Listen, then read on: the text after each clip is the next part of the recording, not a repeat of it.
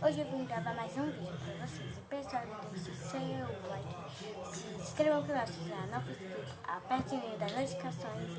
Isso, só depois da vinheta. Gente, hoje eu vou ensinar como fazer um slime, que eu vou fazer essa receitinha com vocês, que eu ainda não fiz. E pra isso a gente vai usar um recipientezinho, uma coisa para mexer, inclusive daqui, porque a gente não ficar com muita coisa. Cola branca de escola, tá, gente? Que eu comprei foi agora há pouco. É R$1,50, tenda pequena. Muito barato, galera. E aqui você vai misturar.